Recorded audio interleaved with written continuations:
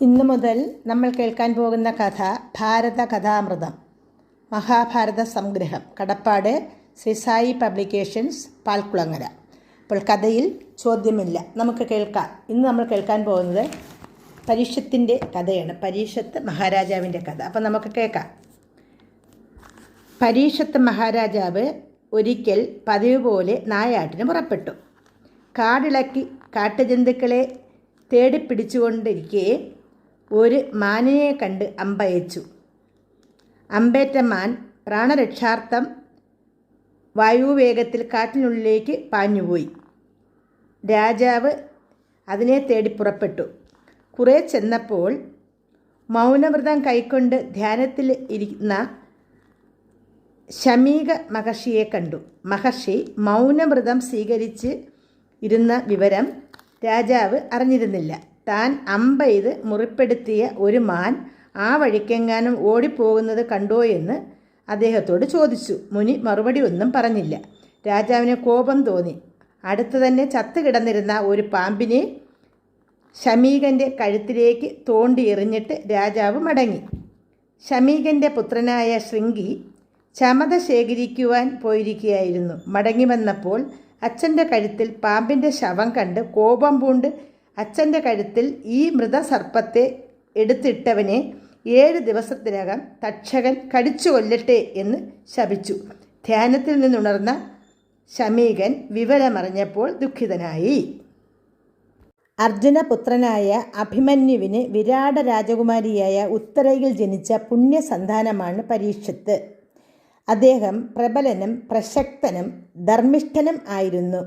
60 വർഷം അദ്ദേഹം ക്ഷേമ ഐശ്വര്യങ്ങളോടെ ഭാരതവർഷം ഭരിച്ചു. എല്ലാറ്റിനും ഉപരി അദ്ദേഹം ഒരു വലിയ വിഷ്ണുഭക്തനുമായിരുന്നു. അങ്ങനെ സർവദാ യോഗ്യനായ അദ്ദേഹത്തെ നിസ്സാരമായൊരു തെറ്റിന് ഉഗ്രമായ ശാപം കൊണ്ട് ശിക്ഷിച്ചതിന് മുനി മകനെ കുറ്റപ്പെടുത്തി. മകനെ, നിന്റെ പ്രവൃത്തി ഒട്ടും നന്നായില്ല. രാജാവ് ആരെന്ന് നിനക്കറിയില്ല, പ്രത്യേകിച്ച് പരീക്ഷത്ത് രാജാവ്. അദ്ദേഹത്തിൻ്റെ ഗുണഗണങ്ങളെ നീ കണ്ടില്ല, ഒരു തെറ്റുമാത്രം കണ്ടു. ഉടനെ ശിക്ഷയും നൽകി. ക്ഷീണവും വിശപ്പും ദാഹവും കൊണ്ട് വലഞ്ഞു വന്ന അദ്ദേഹം എൻ്റെ മൗനവ്രതത്തെക്കുറിച്ച് അറിയാതെ ചെയ്തുപോയ ആ നിസ്സാര കുറ്റത്തിന് നീ വലിയ ശിക്ഷയാണ് നൽകിയത്. നീ ധാർമ്മികനും പണ്ഡിതനുമൊക്കെ ആണെങ്കിലും പിതാവെന്ന നിലയിൽ ഞാനിപ്പോൾ ഉപദേശിക്കുന്നു. പുത്രൻ എത്ര വളർന്നാലും അവനെ ഉപദേശിക്കേണ്ടത് പിതാവിൻ്റെ കടമയാണ്. കോപം നാശകരമാണ്, ധർമ്മത്തിനും വിരുദ്ധവുമാണ്. ക്ഷമയാണ് ഏറ്റവും വലുത്. ക്ഷമയുള്ളവന് മാത്രമേ ഈ ലോകത്തും പരലോകത്തും സൗഖ്യം ഉണ്ടാകൂ. അതിനാൽ നീ ക്ഷമ ശീലിച്ച് ഇന്ദ്രിയങ്ങളെ ജയിച്ച് ജീവിക്കുക. പിന്നീട് ശമീകൻ വിവരം മഹാരാജാവിനെ അറിയിച്ചു. മുനിയോട് ചെയ്ത തെറ്റിനെക്കുറിച്ച് ചിന്തിച്ച് രാജാവ് വ്യസനിച്ചു. പിന്നീട് മന്ത്രിമാരുടെ ഉപദേശപ്രകാരം മഹാരാജാവ് മന്ത്രം കൊണ്ടും മരുന്നുകൊണ്ടും മറ്റും ശാപഫലം പരിഹരിക്കാൻ വേണ്ട ഏർപ്പാടുകൾ ചെയ്തു. 7ാമത്തെ ദിവസം ശൃംഗിയുടെ ശാപത്താൽ പ്രേരിതനായ തക്ഷകൻ പരീക്ഷത്തിനെ ദംശിപ്പാനായി പുറപ്പെട്ടു. ഒരു താപസന്റെ വേഷം ധരിച്ചുകൊണ്ടായിരുന്നു തക്ഷകൻ്റെ യാത്ര. മുനിശാപത്തിൻ്റെ വിവരം നാടാകെ അറിഞ്ഞിരുന്നു.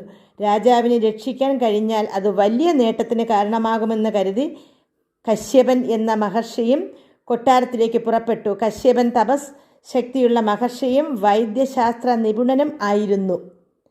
കശ്യപനെ കണ്ടപ്പോൾ തക്ഷകന് ഭയം തോന്നി. കശ്യപൻ വിചാരിച്ചാൽ രാജാവിനെ രക്ഷിക്കാൻ കഴിയും, തൻ്റെ ശ്രമം വിഫലമാകും. കശ്യപനെ കണ്ട് സന്യാസി വേഷം ധരിച്ചിരിക്കുന്ന തക്ഷകൻ കുശലം അന്വേഷിച്ചു.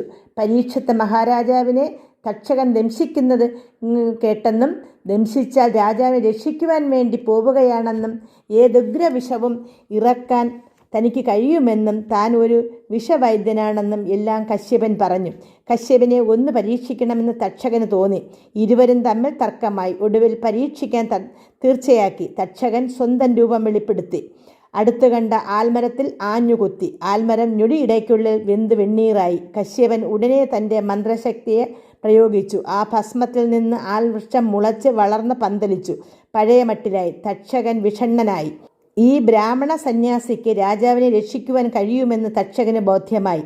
കൗശലത്തിൽ വിപ്ര സന്യാസിക്ക് ധാരാളം ധനം കൊടുത്ത് തൃപ്തനാക്കി മടക്കി അയച്ചുകൊണ്ട് വീണ്ടും തക്ഷകൻ കൊട്ടാരത്തിലേക്ക് യാത്രയായി.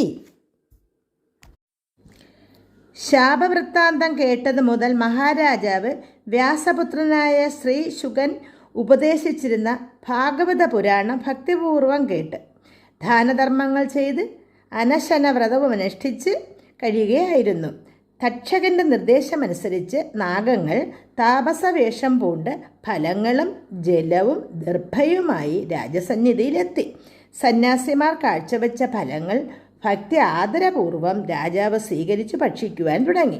പഴങ്ങളുടെ ഇടയിൽ ഒരു പുഴുവായി ഇരുന്നിരുന്ന തക്ഷകൻ സ്വന്തം രൂപം ധരിച്ച് ചീറ്റിക്കൊണ്ട് രാജാവിനെ ചുറ്റി പല ഒരു ദംശിച്ചു. രാജാവ് വിഷമേറ്റ് മൂർച്ഛിച്ചു വീണു മരിച്ചു.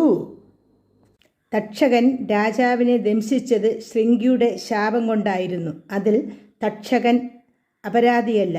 എന്നാൽ മനഃപൂർവ്വം കശ്യപന് ധനം നൽകി മടക്കി അയച്ചത് ഒരു കൃത്യം തന്നെയായിരുന്നു.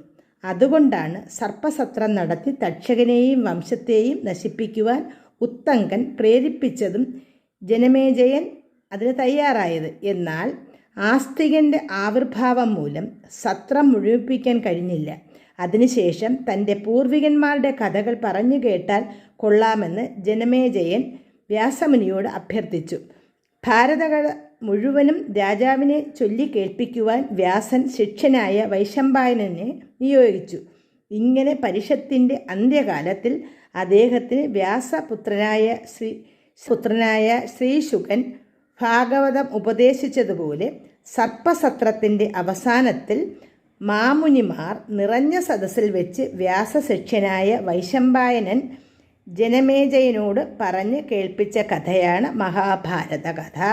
അപ്പോൾ കഥ എല്ലാവർക്കും ഇഷ്ടപ്പെട്ടല്ലോ. ഇനി അടുത്ത കഥ ആസ്തിക ചരിതമാണ്. അപ്പോൾ ഈ കഥ എല്ലാവർക്കും ഷെയർ ചെയ്ത് കൊടുക്കുക. നമസ്കാരം.